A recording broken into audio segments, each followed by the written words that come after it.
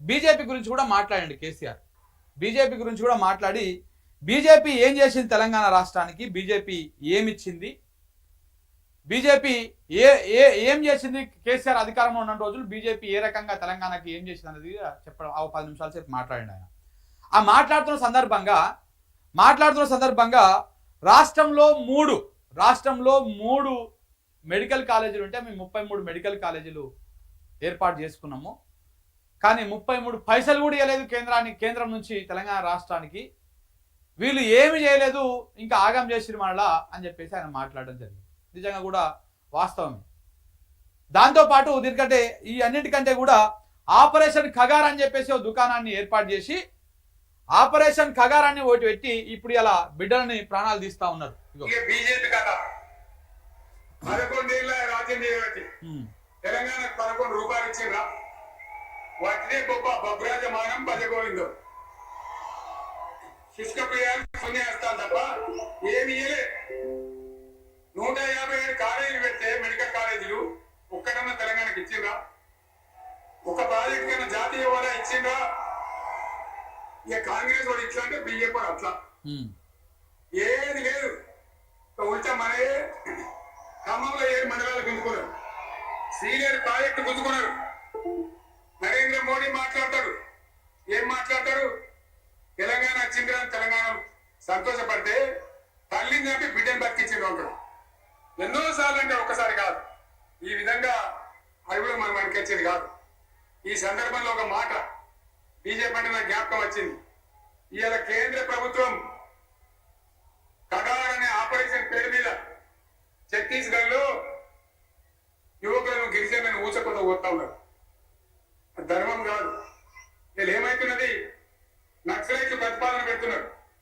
మేము ప్రభుత్వం దగ్గరకు వచ్చి చర్చలు చేయడానికి సిద్ధంగా ఉన్నామంటున్నారు.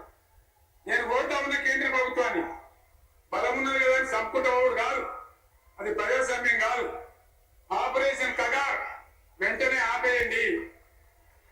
వాళ్ళని పిలిచి, ఆ నక్సలైట్లను పిలిచి డెమోక్రటిక్ స్పేస్ ఇచ్చి చర్చలు జరపండి. వాళ్ళు ఏం మాట్లాడతారో చూడండి. అది కూడా నల్లనా తెల్లనా దేశం ముందరికి రాని. కానీ అట్లా కాదు, మొత్తం ఏర్ పారెత్తాం, పోస్ట్ పారెత్తాం, నరికి పారెత్తాం అంటే మిలిటరీ మీద ఏర్ కొడతారు. కానీ ప్రజాస్వామ్యం అనిపించుకోదు. ఈ మాట ఢిల్లీకి ఉత్తరం పంపిద్దామా? మీరందరూ సపోర్ట్ కొడితే తీర్మానంగా భావించి పంపిద్దాం. అయితే ఈ సందర్భంగా కేసీఆర్ మాట్లాడుతూ ఆపరేషన్ ఖగార్ గురించి మాట్లాడడం జరిగింది. ఇప్పుడు ఏం చేస్తా ఉంది, ఆపరేషన్ ఖగార్ అని పెట్టేసి మొత్తము మావోయిస్టులని, నక్సలైట్లని, గిరిజనులని, కొంతమంది అమాయకులని ఎక్కడికక్కడ, నిన్న కూడా చూసినాం కదా కర్రెగుట్టలో 30 నుంచి 40 మంది దాకా చంపేసారు. రక్తపు టేర్లు పారుతా. వాళ్ళు ఎవరైతే మావోయిస్టులు ఉన్నారో వాళ్ళందరూ కూడా ప్రపోజల్ ప్రభుత్వానికి, మేము ప్రభుత్వాలతో మాట్లాడుతందుకు సిద్ధంగా ఉన్నాము, మీరు వెంటనే ఆపరేషన్ ఖగార్ను ఆపండి, మేము చర్చిస్తేందుకు శాంతియుతంగా చర్చలు సిద్ధంగా ఉన్నామని చెప్పేసి వాళ్ళు చెప్తా ఉన్నారు.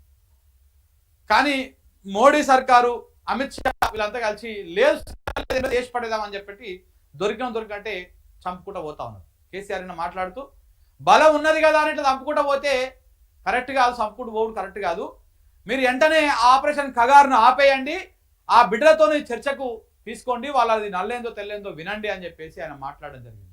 అంతేకాదు ఇవాళ ప్రజల సమ్మతితోటి నేను కేంద్రానికి లేఖ కూడా రాస్తా, ఒక మీరందరూ మీ సమ్మతితోటి ఇదో తీర్మానం కింద చేసి లేఖ కూడా కేంద్రానికి రాస్తాము, ఆపరేషన్ ఖగార్ను ఆపమని అని చెప్పేసి కూడా ఆయన మాట్లాడడం జరిగింది. అయితే ఈ సందర్భంగా నాకు ఒక అంశం గుర్తుకొస్తా ఉంది మిత్రులారా. 2014లో కేసీఆర్ అధికారంలోకి వచ్చిన తర్వాత ఈయన వచ్చినాక మీరు చూడండి, స్టార్టింగ్ డేస్లోనే చైనా పర్యటనకి వెళ్తాడు కేసీఆర్. చైనా పర్యటనకి వెళ్తే ఆ సందర్భంగా ఇదే వరంగల్ జిల్లా భూపాలపల్లి, ఖమ్మము ఆ బార్డర్లో ఒక ఇద్దరిని ఎన్కౌంటర్ చేస్తారు పోలీసు వాళ్ళు. ఇద్దరు మావోయిస్టుల నెపంతో మావోయిస్టులతోటి ఏదో ఎన్కౌంటర్ చేస్తారు. ఆ ఇద్దరిని ఎన్కౌంటరే తెలంగాణ రాష్ట్రంలో కేసీఆర్ అధికారంలో ఉన్నన్ని రోజులు ఏ ఒక్క మావోయిస్టు ఎన్కౌంటర్ కూడా జరగలే. ఇదే లాస్ట్ స్టార్టింగ్లో జరిగింది.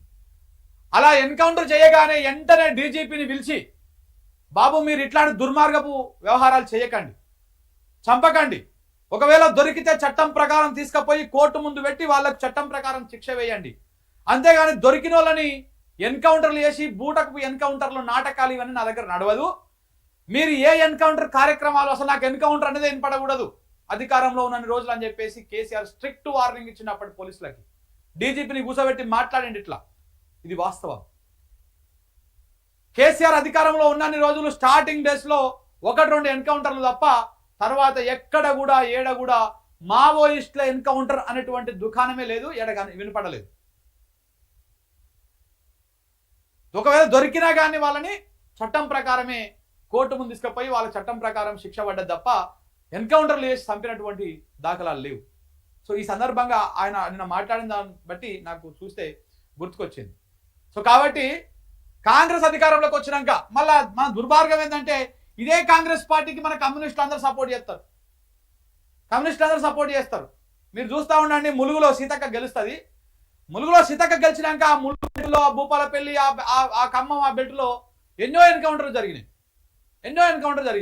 మళ్ళీ సీతక్క కూడా అదే అడవి బిడ్డ, మళ్ళీ సీతక్క సపోర్ట్ చేసింది కూడా ఇదే అడవి బిడ్డలు.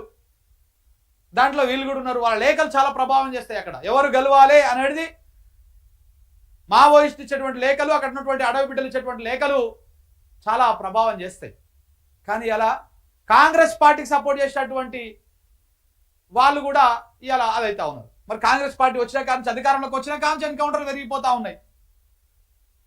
ఎన్ని ఎన్కౌంటర్లు మనం చూస్తా ఉన్నాం, ఒకసారి తీసి చూడండి. మావోయిస్టుల ఏరివేత కార్యక్రమం జరుగుతూ ఉన్నది. సో కాబట్టి ఒకసారి ఆలోచన చేసుకోవాలి. నమ్మించి గొంతు కోసేటువంటి కార్యక్రమము ఎక్కడి నుంచి జరుగుతుందో కూడా ఆలోచన చేసుకోవాలి.